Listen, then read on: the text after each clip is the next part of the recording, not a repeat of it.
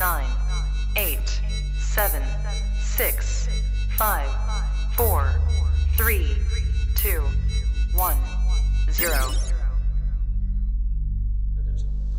I want to talk about our common responsibilities in the face of a common danger. The events of recent weeks may have helped to illuminate that challenge for some, but the dimensions of its threat have loomed large on the horizon for many years. Whatever our hopes may be for the future, for reducing this threat or living with it, there is no escaping either the gravity or the totality of its challenge to our survival and to our security. A challenge that confronts us in unaccustomed ways in every sphere of human activity. This deadly challenge imposes upon our society two requirements of direct concern, both to the press and to the President. Two requirements that may seem almost contradictory in tone, but which must be reconciled and fulfilled if we are to meet this national peril. I refer first to the need for far greater public information.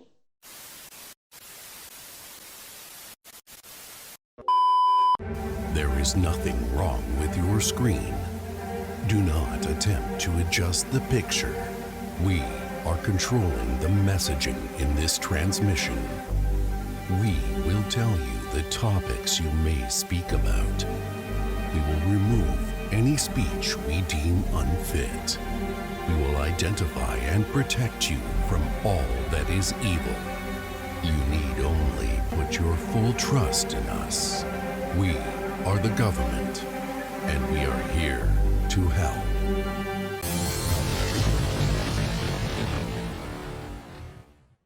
Hello, everyone. Welcome to the Patriot Think Tank. We are here for episode 7. I'm George. I'm Jack. And we've got an excellent show for you today. We're going to be introducing some new concepts and something you may have heard of before in the past but didn't believe in, or didn't think was feasible, or didn't fully understand, or don't know the process. And we're going to go through that today in a few segments. We've announced it last week. We had something coming to take action. That action is Convention of States. Ready to go in the tank, Georgie? I'm ready to go. Let's do it.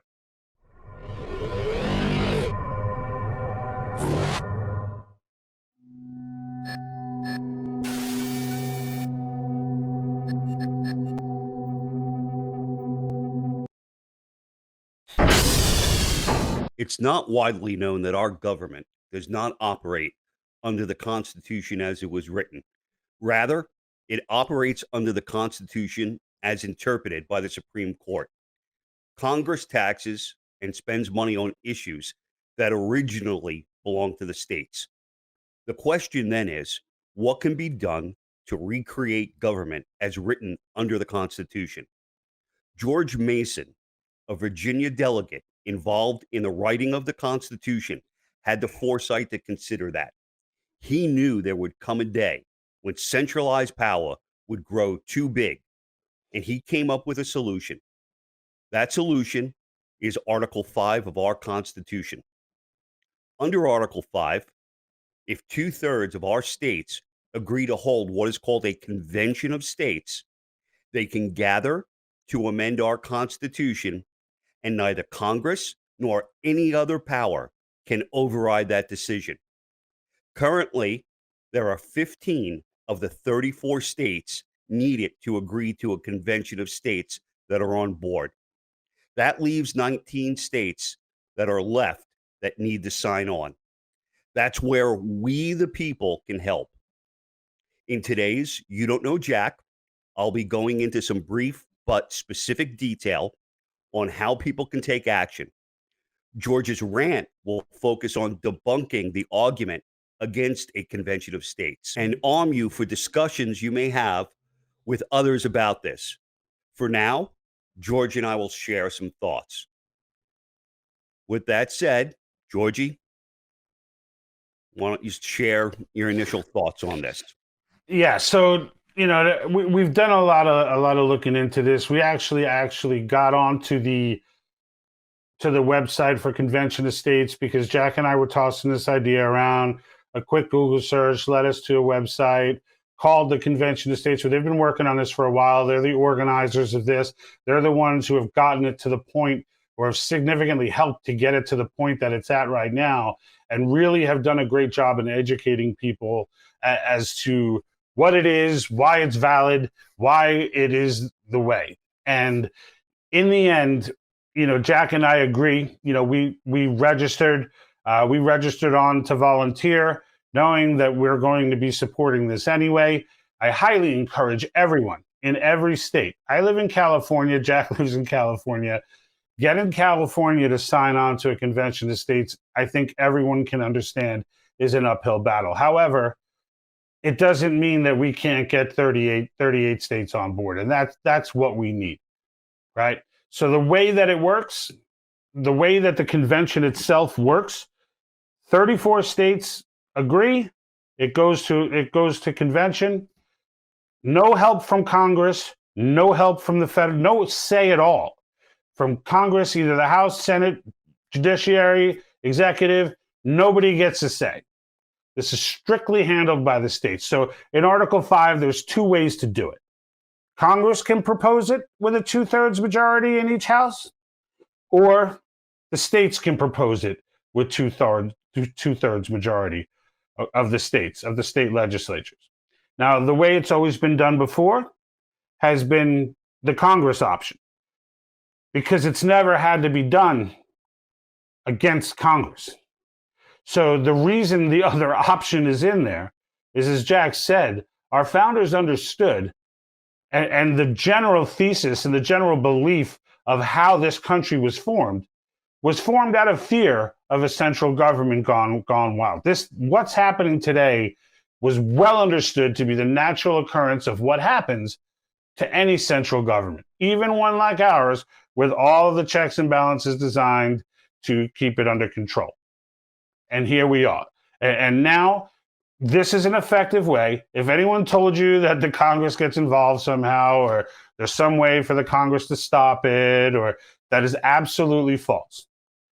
Absolutely false. And I'm going to get into some of the arguments that you'll hear when you bring this up to people, because believe it or not, the left there was an attempt at this in the 60s, and the left has been on message ever since, to the point now where what their talking points were then are now parroting out of the mouths of Republicans. And we're going to get into some of these states, and we're going to get into what those are, who some of these people are, and how we can put them on blast, and how we can make sure that we storm the internet capital, if you will, and make sure that we're getting out there with our voices the same way the left does. They don't have rights on activism. And there's nothing wrong with being activists if your cause is right. You know what? That sums it up, George. I mean, fact of the matter is that you and I are going to apply our years of, being in sales and just being a dog with a bone. This is doable, and we need to convince the folks out there that it is doable, provide a clear path, and I'm looking forward to it, because something has to be done. And I just think it's awesome, and I think it's majestic to even look at the fact that the founders saw this coming to the point where they put something like this in. Like it just tells you how much they understood of what the federal government would eventually become, inevitably, by nature. That they looked at what they had written and were like, well, wait a minute. I could see a scenario where this ends really bad, Yeah. And every other nation ever in the history of man did not have this option. And we ourselves have now we say we've never used it, but the Bill of Rights was actually brought about because of it, right? So Virginia, I believe it was and then other states jumping on were insisting on the passage of a Bill of Rights. And then the feds just got ahead of it and proposed it on their own. And then so hence it went through through the Congress way instead of through the states. But that was one of those deals where they knew it was coming, and the convention of states actually did, in its own right, force it to happen. And this is what I was telling you before. Like, if any amendment gets through, so what they're trying to put through here, just so people understand that, right? It's the balanced budget amendment. So they want to put through an amendment to the Constitution that forces the federal government to have a balanced budget every year. Okay? They want term limits on Congress, and they want to restrict federal overreach. Yep. Well, that's what we're going for. So, to you folks that are out there listening, stick with us throughout the show. Let us show you what's going on, and let's see if we can't get you on board with us. Get on board, folks. The train is leaving the station.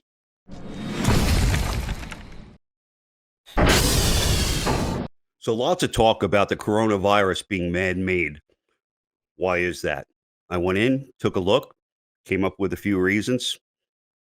I'll go into those and then turn it over to George for some commentary. So first reason I came up with, in 2015, a paper was written by scientists and military members in China. They described SARS as a new era of genetic weapons, one that could be used to collapse an enemy's medical system. That report is supposedly in the hands of the U.S. State Department. The report is titled "The Unnatural Origin of SARS and New Species of Man-Made Viruses as Genetic Bioweapons." Number two, China is known to have been carrying out high-risk gain-of-function research at the Wuhan Institute of Virology, which is near the outbreak's ground zero at the Wuhan seafood market. Number three, Chinese propaganda and disinformation about the coronavirus outbreak is in full swing. For example, more than 10,000 suspected fake Twitter accounts are involved.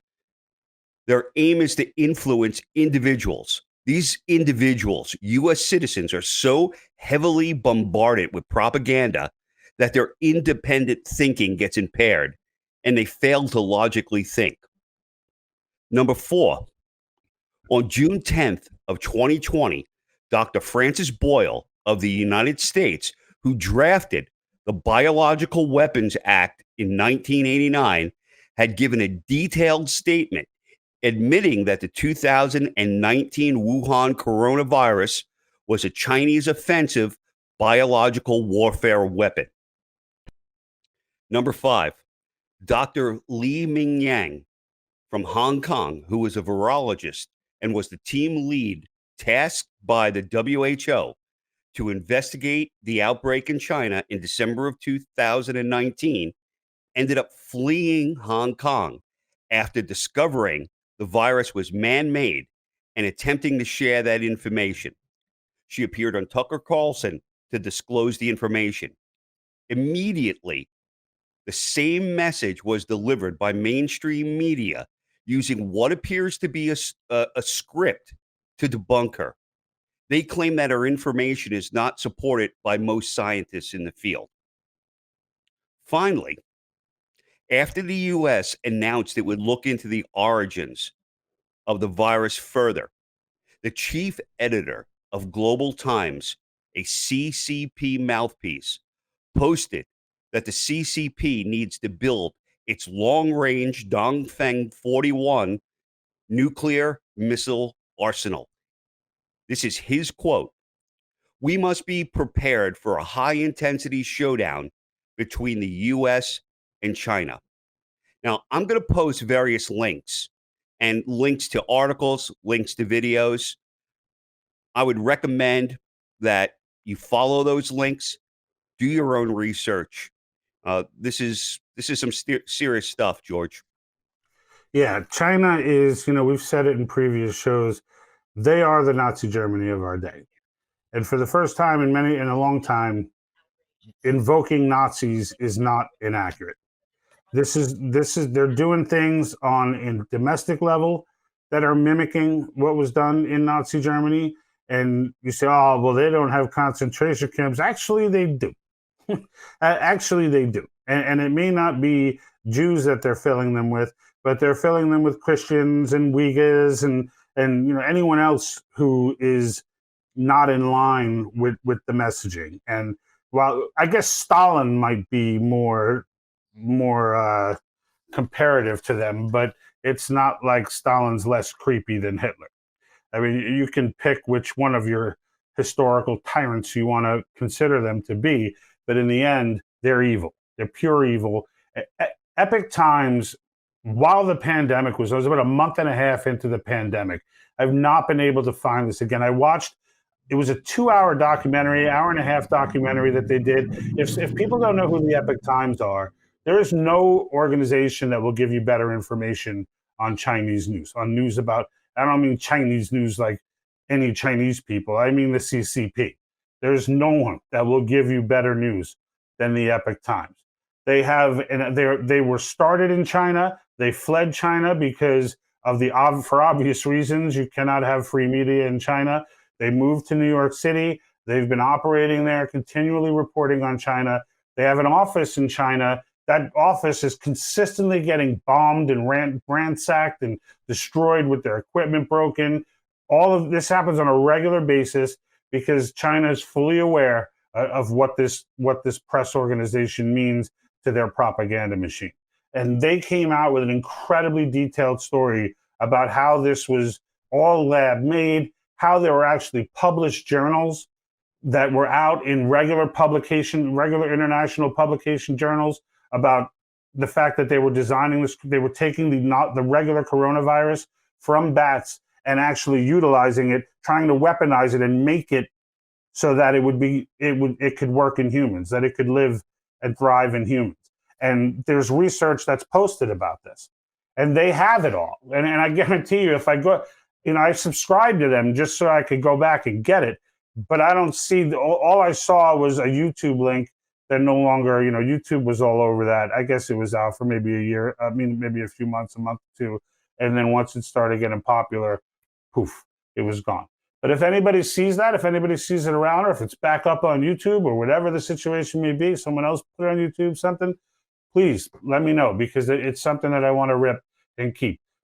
2 months after that is when the first real theory that it could be in a lab created virus came out. And that's 2 months of just constant bashing on the Epoch Times as being conspiracy theorists. And because everything that doesn't go with narrative is conspiracy theorists. Everything.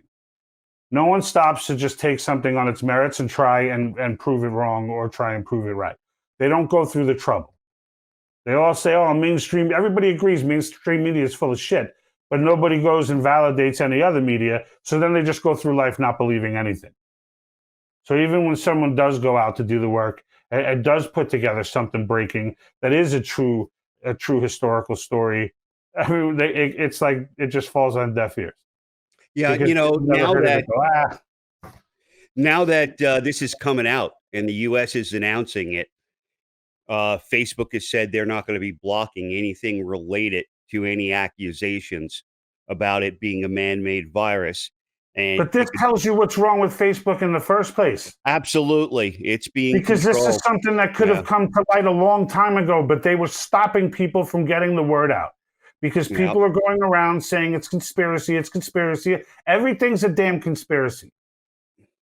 And hence, nobody can speak. Nobody can say anything. You're not allowed to get a message out. I mean, for Christ's sakes, what if you have some like world-saving information that, that could save the whole world? But Facebook's ghetto fact checkers who like these self-made guys that work out of their closets, decided, nope, that's conspiracy theory. Nope, that's just not true. No, I'm telling you, this terrorist organization has the codes to these nuclear missiles. They're going to launch them. Stop. That's nonsense. They don't go and verify it. They go around Google a little. They're like, nope, I don't see anything. Nope, must be false. And then poof, it's false. And then these psychos go, like, this is the problem with social media. This is why that bill in Florida is such a big deal, because it's just crazy. You can't just silence people. I mean, you can, but it's ridiculous to do it with reckless abandon, which is what they're doing. Just reckless abandon. So now, they did this with the election, right? They did it with, now if Maricopa turns around and finds some legitimate stuff, what? Do they have to turn around now and admit that they should have left all of those freaking millions of posts? They should have left them alone? Right. That maybe somebody had something productive and good to say, and something that could have contributed to the discussion that we'll never know because of all the collusion and everybody's shutting down everybody who wants to speak of it. And YouTube telling all the shows you can't talk about it, and nobody can talk about it. Oh, what? You got something? I mean, you wanted to post your Fauci call. You wanted to boost that post. It was a comical, satirical call. But because it was against Fauci, no. We don't even want your money. We're going to give him the 10 or 20 bucks for that. No. You can't insult Dr. Fauci. That's all right. We'll break through, Georgie. And I have to say this. I absolutely love your passion on this. But my favorite part about your mini rant right now is the whole ghetto fact checkers.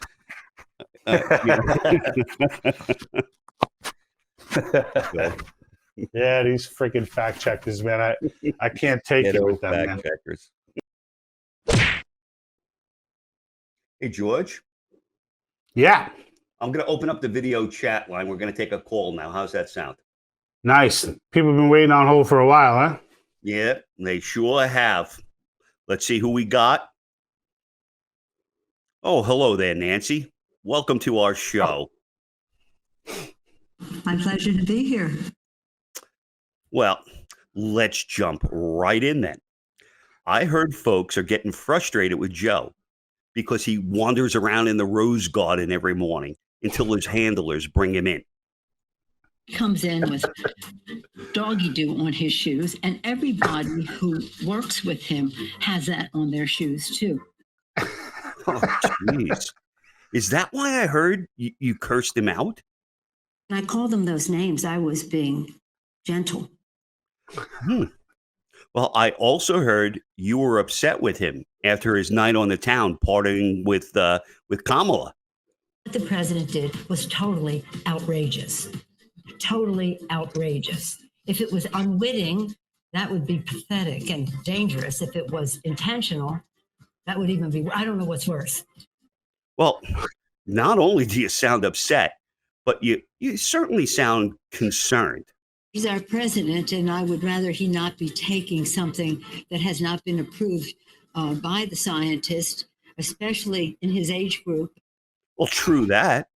Well, you know what? Enough of Joe and his vices. Let's turn to yours. I heard you like to spend time with the junior male members of Congress, if you know what I mean. As much as possible. It is. I enjoy it. I like it better than anything else. And I don't think anyone seems to agree with me. I have a lot of energy. Well, given your feistiness, what's the first thought that comes into your mind after a night on the town? So I would have to think in terms of where are we and who are these people?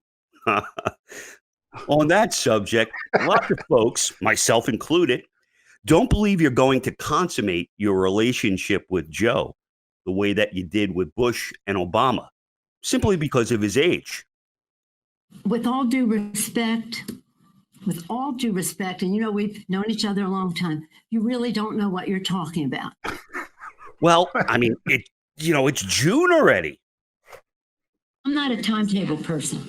Those of you who may, I'm not a timetable person. I don't want to, shall we say, empower those who are opposed to it to say, well, they didn't do it by the date. No, do it when you're ready. And it will be in a reasonable amount of time. The hope would have been that we could have done it by his birthday. Yeah, I would imagine so. The fact that it will happen is what is important. You're right. I'll let it go. So we're running out of time for today. So much for the opportunity to share some views with you, whether we agree or not. I'm very impressed that you have such great interest. Well, who wouldn't be interested, Nancy? Have a good day.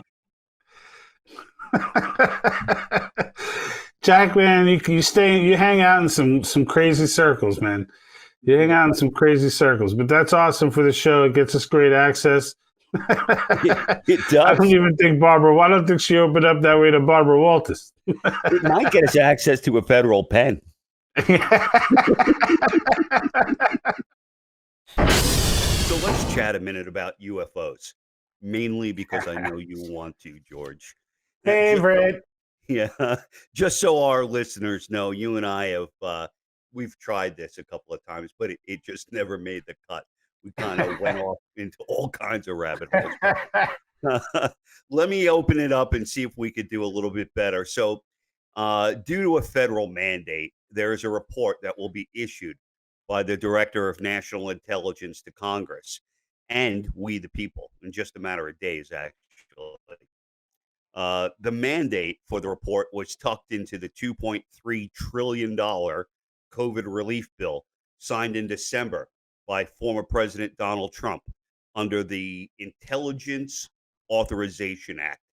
The report will draw on classified military files, and it'll address decades of sightings and videos which date back to the 1940s. With that said, what do you think about this, George? The first thing that people said to me when I started to get excited about it, because the news came out and everybody was just kind of like, whatever. Like, oh yeah, the Pentagon is confirmed UFOs. That's cool. Anyway, so like I was saying, I was on Amazon the other day, and that's pretty much how people were. And meanwhile, I'm like, they admitted it. So then immediately people come to me and go, this is just a distraction from what's really going on. And I'm thinking, what if what's really going on is a distraction from this? Ooh, here we go down, back down the rabbit hole again. This is why it hasn't made the cut. But I love the look. Like I've always thought that some of these videos at least had some validity, because there's always been a military guy somewhere, or like high-ranking, respectable people who have made claims and bought in, but they're on a show with that dude with the freaky hair. Like, I'm not saying it's aliens, but it's aliens. Like you put them on the same show, and suddenly this guy, like, now he doesn't look like a respectable general anymore. Yeah, it's like, that's it. Yeah, Buzz Aldrin doesn't really seem to be Buzz Aldrin anymore. Yeah. It's like, all right, maybe got a touch of the Joe Biden thing, going on, right? Yeah, so it's like, like right in the same show that this like legitimate army general comes out and says, we've had reports of this for a long time. We knew about this for.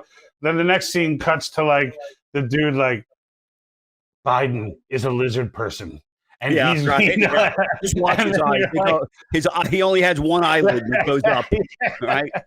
He really lives underground with the rest of the lizard people, and that's why you don't know they're there. And it's he does live underground.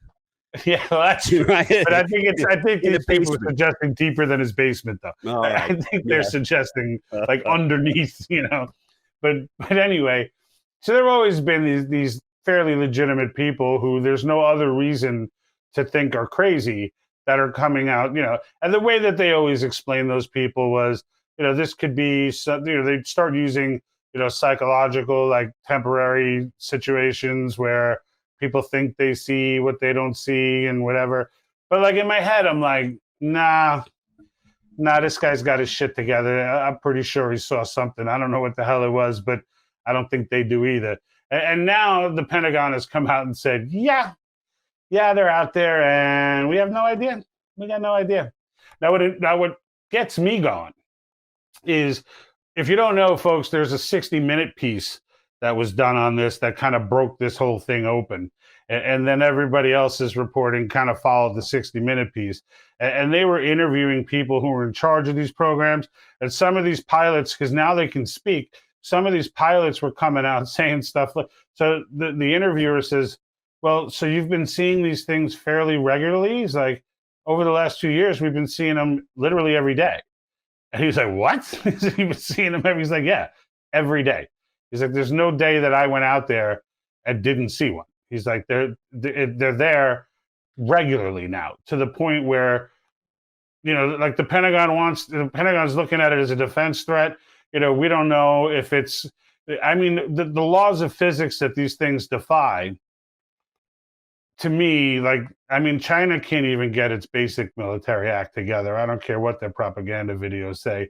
And the reality of the matter is, Russia's too broke to develop technology like that. I mean, in the end, no one knows what the hell this is.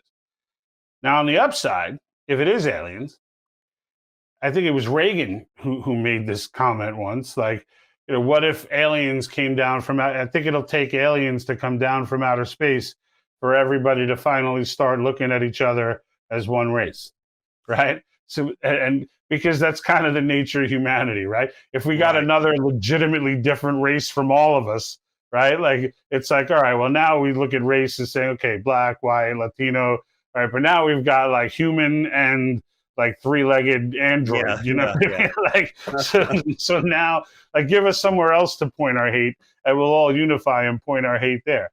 Probably in the end, it'll become our own destruction. But hey, at least we got together for a minute before it all went down. Right? It was our final glorious moment together. United, we finally figured it out, and then poof, and then the mothership came before they annihilated us. Yeah. Well, I'll tell you. I told you this before, but I want to say it again while we're filming here.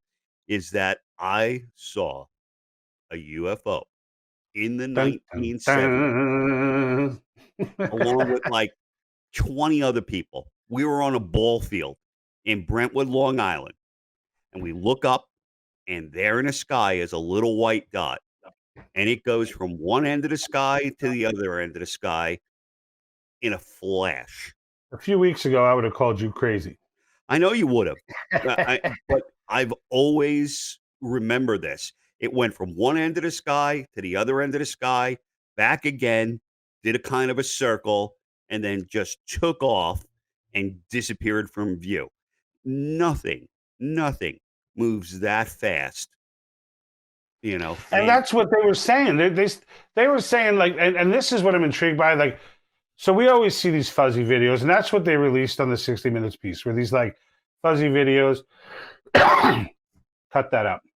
So as they were showing these different videos, one of them was on a stealth Navy ship, and you can hear the guys talking like in amazement as they're watching this, and you're seeing just this like flash on the screen, but they're apparently looking at it with their eyes, and they're talking about it, and all of a sudden he's like, did you see that? It splashed. And he's like, that's affirmative. It splashed, something like that, right? Like, they both acknowledge that the thing hit the water and went right underwater.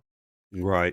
And then another guy's talking and says, like, the stuff that they really have is so far above and beyond these grainy videos that you keep seeing. Like, they have real photos, real high, everyone goes, well, why are the photos always these like, and it now turns out that because they're usually shot with a cell phone camera or some, budget camera, but the military has been taking high-res photos and has been taking legitimate photos, and apparently they have them, and they might be in this report, and that's what I want to see. Like, the one guy was saying, they fly right next to us. Like, he's like, it's not like they're always off in the ether. Like, they fly right up to you. They fly right near you. And we've got clear photos of these things. Like, we still don't know what the hell they are, but we have clear photos of them. But they talk about things like submarine sonar, picking up objects moving at 150 knots underwater. Like, that's crazy. That's crazy. And then when I started hearing that stuff, I'm like, now I'm becoming the dude. Like, I had to mess my hair up first before I started thinking about it. Break out your aluminum foil. Yeah. So now, like, I'm coming up with my own theories. Like maybe they've been living under the ocean this whole time. In Antarctica. And you know what? Anywhere that's deep in the ocean, Like people don't realize we have not explored the ocean. Oh yeah, Like they think space is the final frontier. We have no clue what's in the deeper depths of the ocean. Like we like don't a even. Mariana Trench, right? Isn't it the Mariana There's a Trench? bunch of like most of the world's ocean. We have no idea what's down there. It's super dark down there. It's very difficult to see anything, even if you do make a device that can handle the pressure, which in and of itself makes vehicles underwater incredibly difficult to make because they have to be so thick and so resistant to immense pressure. But there's like bioorganisms living down there that are swimming. And yet we have to have this like super, super iron tank to go down there with. Like they could totally have been down there the whole time. And we just Yeah. and we would have no idea. All right, So I can do my hair again. do you have any like any summary, like some kind of summary prediction on what it's about? They're here, what's gonna folks. happen? They're here. Just get your best. Get that best sound bite going and just get your popcorn out and let's get ready to watch the show because I ain't really scared of them because honestly, I think they've been around for decades on end, possibly centuries on end, and they haven't killed us yet. So if the goal was to kill us, pretty sure they'd have just done that and moved on, right? So they're either here getting something they want or there's something, more crazy about the reason they're here. My guess, just being a human, would be like they're here to collect resources, but they're not trying to, they're not trying to destroy the whole. They might be like ethical, thing where they're not trying to kill everyone, but they do need the resources that are beneath the ocean or in a certain area or whatever. Who knows, right? Anybody who takes a guess at that is full of shit anyway. It's just they're here. They're definitely here, and that's no longer full of shit. And that's big news. I don't care if it's a distraction. I could chew gum and walk at the same time. I'm cool with that distraction. If that's going to be what they're going to keep distracting us with by dropping files like high def photos of actual UFOs and stuff, cool. Distract the hell out of me. I'm good with that. I can still manage promoting convention estates and everything else while I watch these sick videos and have fun and go back to my Star Trek and and Star Wars days. Like I'm totally cool with that distraction. Bring it on. Give me more distraction. I'm telling you, I'm looking forward to the report. It's supposed to be out. We're doing it. We're going on about it, folks. We will put something out. Trust me when I tell you. It will go up. I told Jack, I was like, Jack's in with me. He wants to do it too. But I was like, Jack, even if you think it's ridiculous and you don't want to do it, I'm doing it. I was like, we got to do this together. Oh, no. It's going to be, it's going to be a blast. And I just can't wait. I can't wait. Now, if they drop a report that has nothing in it, I'm going to be pissed. That's the one thing that would bother me. Yeah. But like a bunch of redacted lines. And like it says and then it's all redacted. And that's all we have to say about that. Right. You're like, what the heck? That would be very military of them. The only thing that that might disturb me at all is when you say it's going to be a blast. I hope it's not going to be a blast. Whoa. That's it. Let's see, man. Let's see. All right, Georgie. They got a lot to distract us from, so they may release a ton of shit. You don't know, man. You never know. You never know. They're probably sitting there going, they probably went to each other and were like, so what happened after the report? No one cared, sir. What? Like, no one cared. They're still dialed in on the politics that are going on in the military purge and CRT. They didn't even blink, sir. Yeah. Everyone's we're going to have to roll out an actual ET. Oh, God. Let's hope. Yes. All right, George. Well, that was fun. I think we did a better job this time around. Yeah. All right. Favorite topic. Lighten it up a little. Talk to you. All right. Hey, George, with all this fun about UFOs, I think it's time maybe we just charge the fuel cells up a little bit, a little energy. I'm going to rely on you for that. I mean, you know what you got to do? I think you just start building it up until you go in. I'm humming right now, Jack. I'm humming. I'm humming. Rant. I'm humming. I've been listening to these people talk, Republicans of all things, talk their crap about convention of states, and I got a lot to say.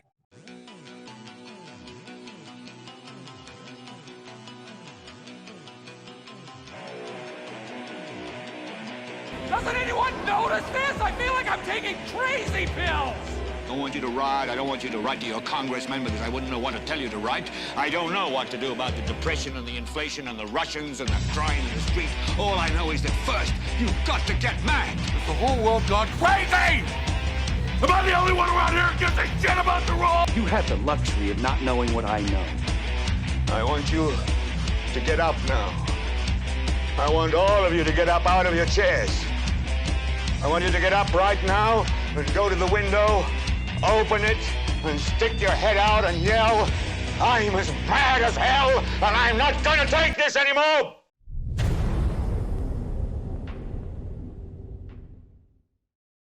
So we've been talking to you about the Convention of States. Very, very, very powerful tool that our founders gave us, which was really a in case of emergency break glass. When the federal government, not if, when the federal government gets big enough that it just stops listening to the people and it just stops caring. And no matter what option you choose at the ballot box, they go in with the best intentions, but it's like standing in front of an avalanche. They just get taken over and consumed by it. And the game begins to be normal. And they're told by those who have been there for too long that this is just how it is. And if you want to have any influence and if you want to accomplish anything, you're going to have to play along. And these are the lessons that get handed down from generation to generation for generation. The Convention of States, that is the solution. Washington is plagued with a disease of inefficiency, spending, sovereignty. There's a cure for that disease, and it's Article 5. Article 5 was specifically put there for this reason. Now, I want to get over some of the things that I'm upset about right now as I've been looking deeper and deeper into the Convention of States, and we've been on the phone with the great folks over at conventionofstates.com, and we've been doing our own research, and I've been digging through all the resolutions and reading through them all and going back and forth with the great people over there at conventionofstates.com. And we've been kind of having some conversations and working some things out and really getting granular. And I can tell you, this is the way. This is the way. This is the way. This is the way. This is the way. Now, we've built an entire section of our website dedicated to the Convention of States. Register, get yourself signed up, sign the petition, find out who your congressman is or what legislature in the state legislature is the one to speak to. They have a simple tool where you put in your information and bang, there it is. We have links to that on our website as well. Just go to your state and you'll see a link to find your representative. Hit them up on Facebook, hit them up on Twitter, hit them up on LinkedIn, hit them up on email, call them. If there's comments that could be left on their website, leave them there. Get active. It's about time that conservatives, and not even conservatives, because Kennedy Democrats are in this camp too. They don't like to see any of this crap going. Now, there's three basic tenets of this proposal that the states are being asked to sign on to. One is a balanced budget amendment to try and address the $28 trillion of debt that the nation is in right now and climbing as they continue to sign trillion-dollar packages and, trillions of dollars in a COVID relief bill. A few billion went to actual people. The rest of it went overseas or to some other random pork project. Every bill that gets written has this nonsense on it. As a matter of fact, Rand Paul recently addressed this. So if anybody's curious, if you hear one of your senators or one of your legislators getting upset about the balanced budget bill, and their concern is that their state is going to lose their funding and they get so much funding from the federal government, understand that you have a rhino on board, okay? Because this is a human being, and the longer they've been there, the worse it is.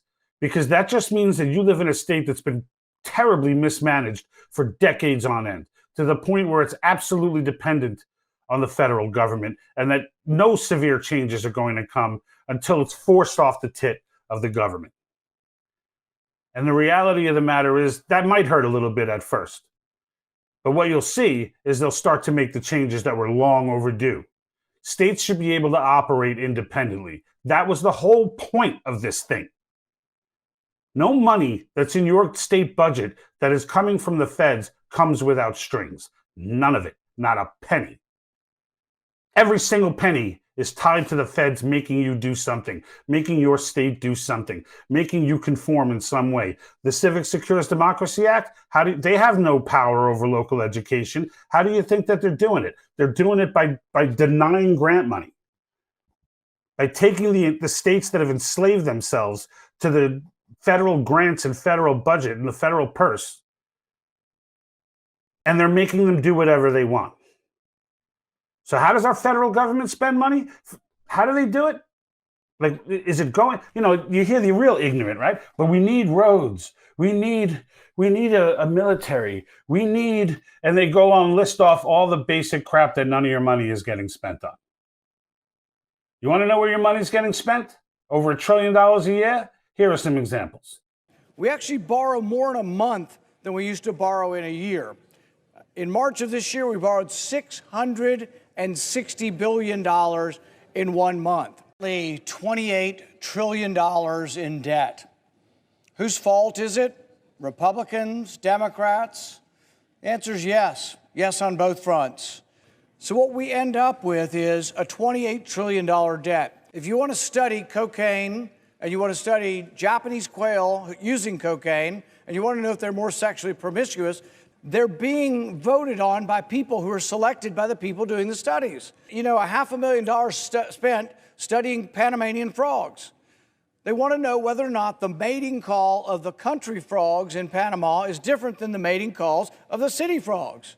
We've now discovered that the NIH was funding the Wuhan Lab. So we should have oversight on what happens.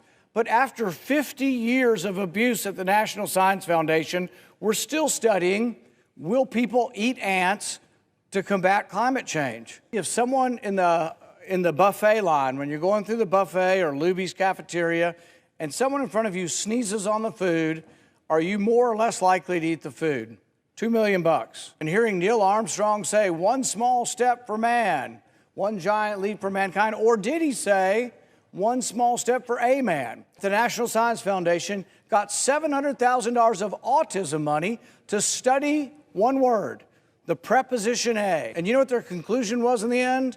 We just don't know. This is lizards on the treadmill. So we spent, $1.5 million studying lizards on a treadmill. We bring in about $3 trillion in revenue, and we spend about $4 trillion. While we would borrow money from China to send kids in Pakistan to space camp in Alabama or to Dollywood, $250,000.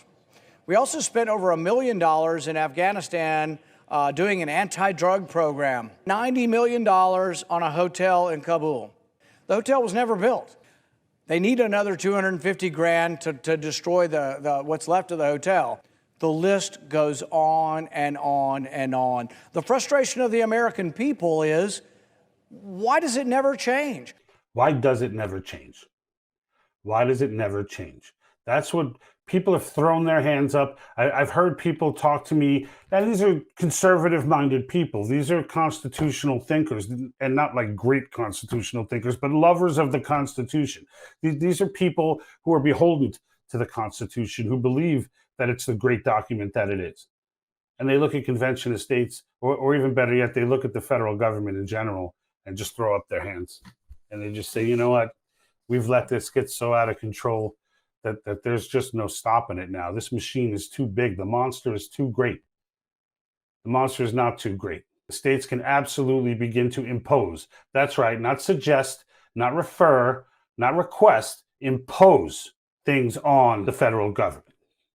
So when we get mad all the time that there's no balanced budget and this, and all the fools are like, well, just keep voting. You could just vote for someone. There's nobody running that doesn't get poisoned once they get in there. Not one. Every single person that gets elected in with all of their wonderful talk and jabber, they get in and they become a part of the machine.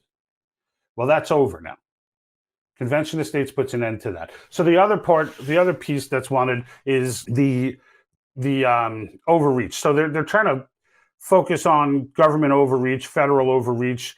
A lot of it has to do with regulatory agencies, these unelected officials who get to make laws, punishable laws, without anybody voting for anyone, not represented by anyone, just Congress delegating its fundamental duties elsewhere. It's nonsense. You want to keep a regulatory agency or two, fine. I don't have a problem with the EPA continuing on and doing research to help keep things clean. Definitely, the EPA had merits before it started attacking American citizens. There was a day when the EPA had a lot to do with the cleanliness of things today. It's just out of freaking control. And the reality of the matter is the fact that it has punishable power is unacceptable. It's unconstitutional, regardless. Guess what, guys? The courts say it's constitutional doesn't mean something's constitutional. Precedent is not law. Congress has a whole separate constitution that they work off of that goes by previous Supreme Court decisions. Shit doesn't work that way. That's not how it works. Just because a previous judge said something doesn't mean that goes on forever. Okay? That goes on as long as another judge decides that's not the case. The Constitution itself does not change. And there is nowhere in the Constitution, there is no power given to the legislature that allows it to delegate its own power to someone else, to an unelected body. There is none. There's nothing. As a matter of fact, any power that's not clearly defined doesn't even belong to them. It belongs to the states. So the overreach is another noble cause, and I'm totally behind that. And lastly, term limits for Congress. How does someone disagree with term limits for congressional members? I just don't see how that, if there's ever been a universal agreement point, it's that. It's that. So these are the things that are out there, right? So what are the arguments against it? Because there are some Republicans who embarrassingly know so little about history that they can't wrap their head around something like this and how it would work. And they're scrambling for more details about how the procedures should go, because it doesn't even occur to them that the reason there are no details about how the procedures should go is because this is the federal government writing this document. And it's the states who are setting the procedures. So they're not giving them a way to do it. We've run conventions before. We know how this works. It doesn't take a rocket scientist to read a book. There's tons of documentation on how conventions work. Tons. So they think there'll be a runaway convention, that the delegates will just start heading in and, oh my God, they'll start overriding the Constitution. They're going to come out like the original Convention of States, and they're just going to come out with this completely different document. No, they're not. In the original Convention of States, they went in there with authority from the states that was pretty wide open, because what they were amending was a pretty big hot mess. The Articles of Confederation were a hot mess. It was a philosophical document that in practice was ridiculous. You had states, everyone using their own currency. So if you live in Georgia, you're using Georgia currency. You live in New York, you're using New York currency. Some may share, it gets funky. The federal government had no ability to tax whatsoever. So we complain about high taxes. Right? No, even conservatives aren't saying no taxes.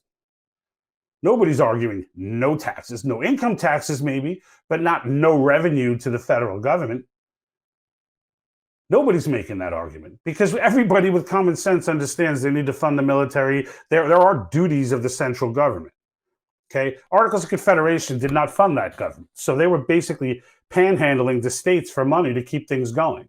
So that was a mess of a document, and that's why it got totally rewritten. The delegates were sent in there with instructions, which were read out loud to everyone, that expressly saying that their states were giving them authority that was pretty wide open, because they knew there were a million issues that had to get tackled with the problems that were in the Articles of Confederation.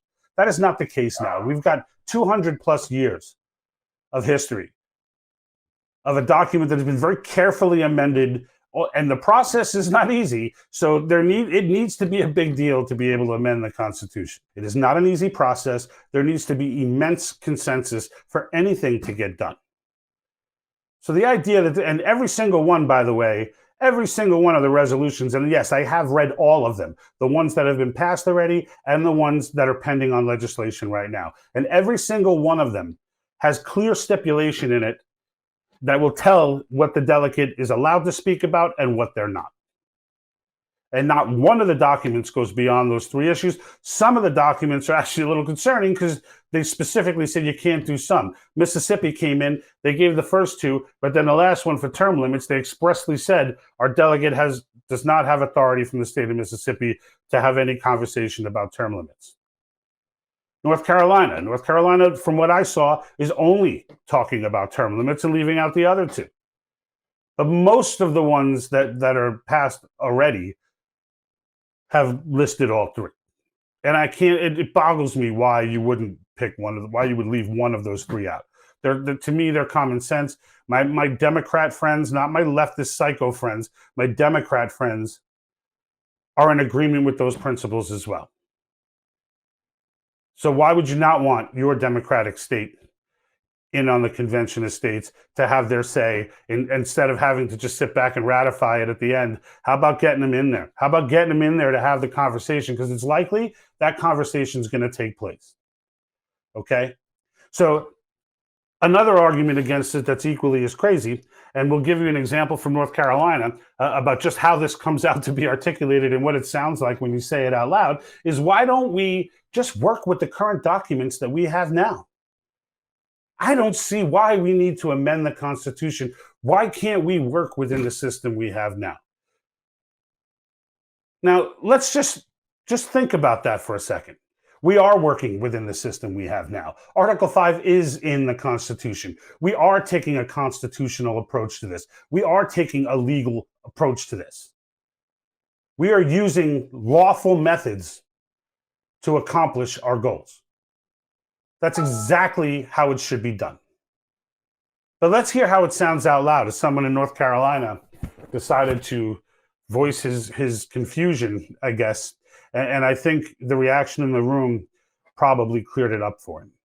It seems like to me that everything you just talked about is that we've elected a Congress to go up and do. And it seems like what we're doing here is substituting the will of that Congress that we elected to do what they're not doing.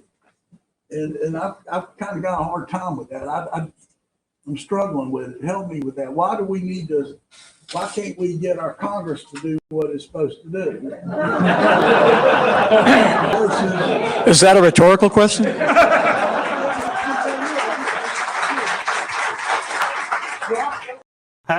I mean, like the last words came from his lips, and just instinctively the whole room starts breaking out laughing. I think any normal person who hears that finds the humor in that as well. And I think that representative understood after it left his lips. It was just one of those moments. Sometimes you just do stuff. We all do it.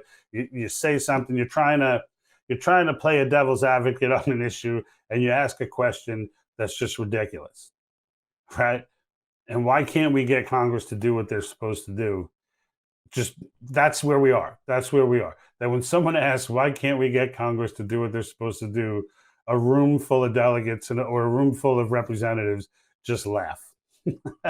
So I don't know that there's ever been a time that something like this is more necessary. And I do feel that this is a completely bipartisan thing, even though the votes across the states have been somewhat on partisan lines. So mostly on partisan lines. There are some Democrats jumping on board, and there are some Republicans fighting against it.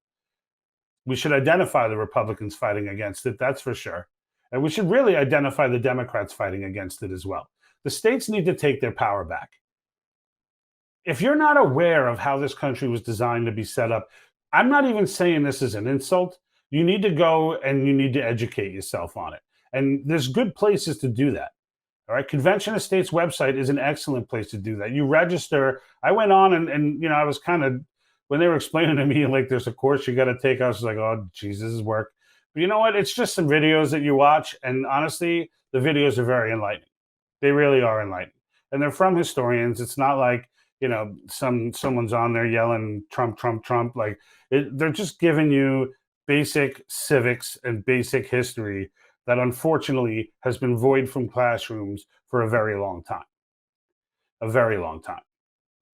But they give you some constitutional education and some insight as to how this country was designed to work and why it worked so well for so many years and why it'll continue to work well in the future so long as the states understand that they take their power back. As long as the states can impose power. And honestly, if any one of those three things gets passed, the mere fact that the people understand now and that there's precedent for the Convention of States to be utilized, and that Congress has now been put on notice that we can implement things on them, that they are not in control, that alone. So if you pass term limits, chances are you'll see them pass a balanced budget amendment before we even get around to it. Because one thing they don't want is stuff imposed on them. That's one thing they don't want. Now, unfortunately, if that happens, they're going to pass some watered down version of it. Whereas if we put it in, it's going to stick and it's going to be very broad and it's going to make the case with few exception. Emergencies, natural disasters, things of that nature, right? We don't want the feds to not be able to help with disaster relief if a state is taking a pounding from a hurricane or if the nation is at war and we need to respond, things of that nature. But those will be the only reasons to allow for borrowing. Just like your family. When an emergency happens, okay, it's all right to go hit the credit card when you have to. But that's when an emergency happens. It doesn't mean you're spending $2 million on chickens or lizards on treadmills. And the only way to put this check on them, they're not going to do it to themselves. It's got to be us. Get on our website. Check out the information. We added an entire section on Convention of States. Plenty of links there for you to get over to conventionofstates.com, which I highly suggest you register for. If you have time on your hands, volunteer, get yourself involved, especially if you're in a state where one of these pending legislations are. We need your voice. It'll only take about 1,000 people, 1,000 real, serious, activist people who will take it on, hit them with the messaging, pound them out. If 1,000 people start pounding out one of these representatives on their social media, in their email, and they're calling them, if they start doing that, that's enough to swing an election. You get 2,000 people, now you're talking serious business. Now they're petrified. Now they're telling their peers, dude, they're really coming after me. They're going to vote me out of here. And then change starts to get made. There are a lot of states coming up on the ballot this particular year.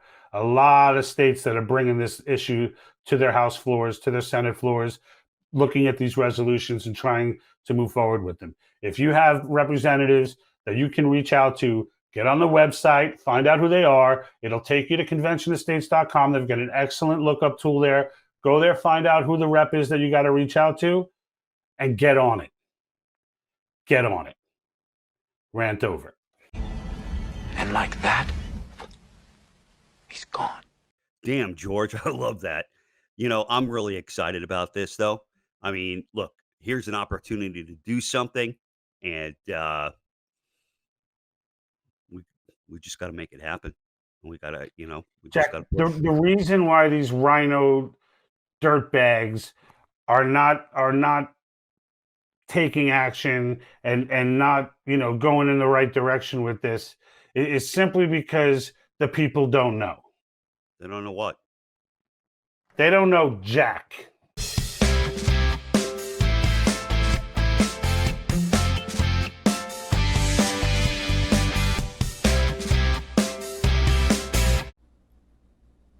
Today I'm going to help you navigate through the Convention of States portion of our website.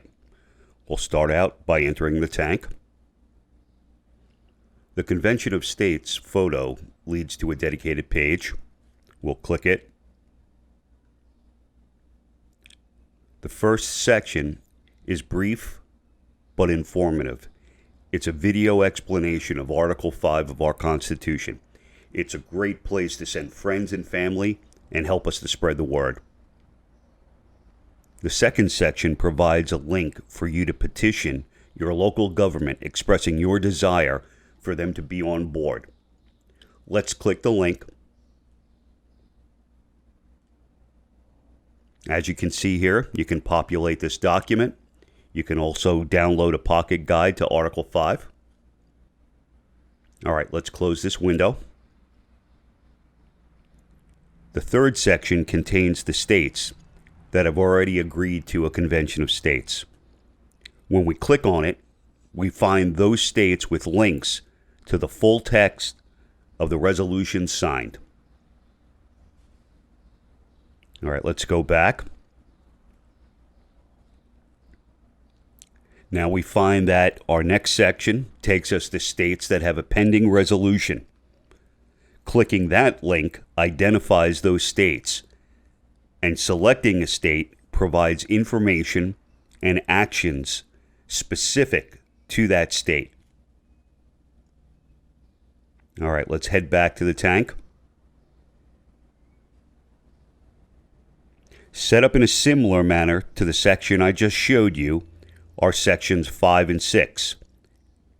5 contains states that have resolutions coming this year.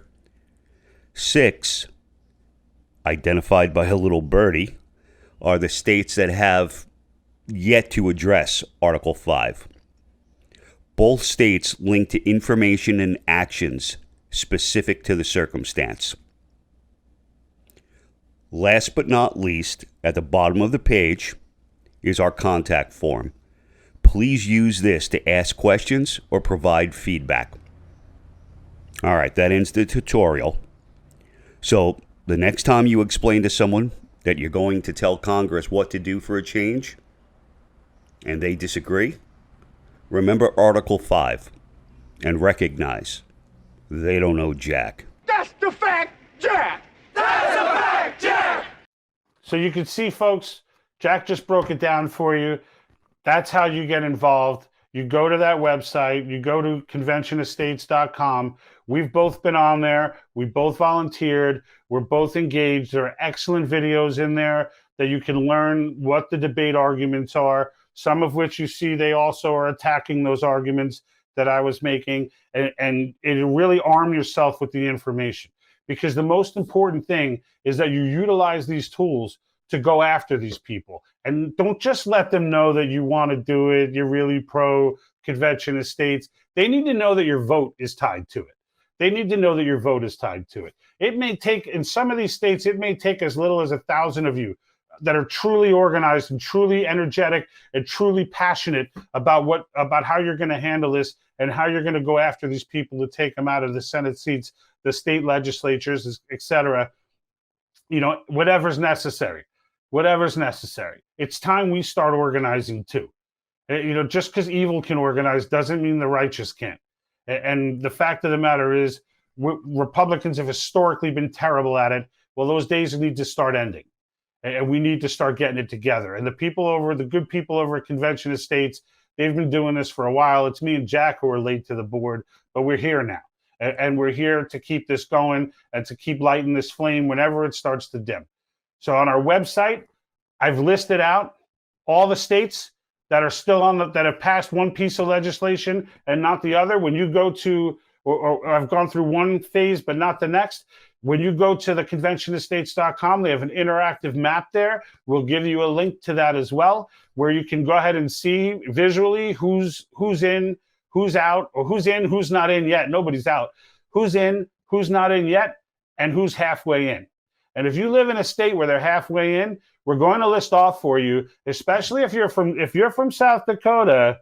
We've got a list of your rhinos that knocked this bill and this legislation down. We've got their Facebook page links. We've got their Twitter links where applicable, their LinkedIn links. Hit them on all fronts. Hit them in their email, call them, hit them on Facebook. Just make it a bombardment. Just go after them. If one person hits them 6 times in 6 different ways, that means 50 people that do it are now the equivalent of 300 touches, right? They need to feel, it's kind of like Twitter where nobody's on it, but it feels like it's all these people. Same concept. Even if there's 1,000 of you guys, okay, you can do that same damage.